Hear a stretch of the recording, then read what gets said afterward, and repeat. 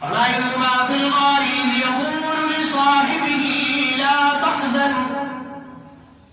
فرمایا کہ غفار ڈھونڈتے ڈھونڈتے کھوجی ڈھونڈتے ڈھونڈتے غار کے منہ کے اوپر دانے کے اوپر پہنچائے.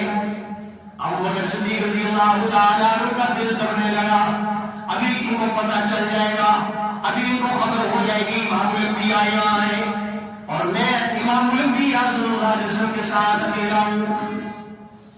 ابھی یہ سمجھ آ گیا, لیکن اللہ کا کرنا, اللہ کا نظام, اللہ قدرت قادر ہے, قدیر ہے. ان اللہ علی کل شیء قدیر, ہر چیز پر قادر ہے. اللہ نے فوراً وہاں مکڑی کا جالا تن دیا, مکڑی کو حکم دیا جالا بول گئے. مکڑی نے فوراً اپنا دم شروع کیا اور جالا بول کے غار کو بند کر دیا. کبوتر کو حکم دیا انڈے دے دے, انڈے دے دیے. اب وہ جب سامنے آئے, ایک کہہ رہا ابو بکر صدیق فرمایا سنو یہ ساری بات, کہتا یہی ہے, ایک کہتا نہیں ہاتھ دھوائے پاگل. اگر کوئی آدمی یہاں سے اندر گھسا تو یہ مکڑی کا جالا اتنا کمزور ہے ٹوٹتا نہیں, اور کبوتر جہاں کوئی آدمی جائے تو وہاں سے جو بھاگ جاتا ہے وہاں وہ بیٹھتا نہیں. لہذا یہاں نہیں ہے, ہماری بات مان. واپس میں میں سنوا سکا ہے, انہوں نے لکھا ہے واپس میں میں سنوا سکا ہے. ابو بکر صدیق سن رہے ہیں اور ڈر رہے ہیں کہ ابھی اندر پہنچ جائیں گے. غار کے بہانے پہ یہ تلاش کرتے کرتے یہ سارے پہنچ چکے. لیکن اللہ کا نظام حرکت میں آتا ہے, مکڑی جالا تنتی ہے اور مکڑی کا جالا اتنا کمزور کہ اس کو ہوا لگے تو وہ ٹوٹ جائے, چل جائے کہ انسان غار کے اندر گزرے اور وہ ٹوٹے نہیں.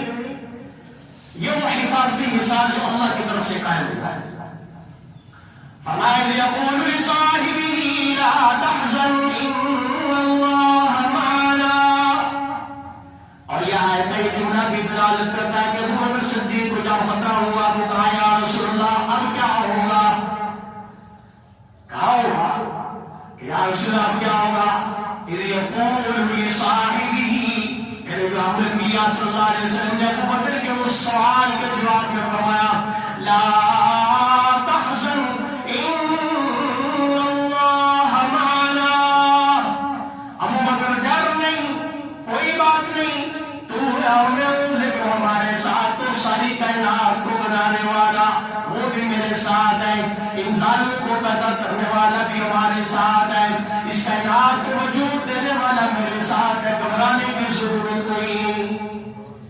فانزل اللہ سکینتہ, پھر اللہ رب العزت نے اپنی طرف سے اطمینان, سکون اور تسلی اتاری کہ ابو بکر صدیق رضی اللہ تعالیٰ عنہ کے دل کے اندر بھی سکون آ گیا, اطمینان آ گیا. یا ابو بکر صدیق رضی اللہ تعالیٰ عنہ امام الانبیاء صلی اللہ علیہ وسلم کے جانثار وفادار صحابی. امام الانبیاء صلی اللہ علیہ وسلم فرماتے ہیں لو كنت متخذا خلیلا لاتخذت ابا بکر خلیلا. اور لوگ اگر دنیا کے اندر کوئی اپنا محبوب دوست بنانے کی مجھے اجازت ہوتی, اللہ کی قسم میں ابو بکر کو بناتا, لیکن میرا قریبی, میرا سب سے محبوب دوست وہ میرا اللہ ہے, وہ میرا اللہ ہے.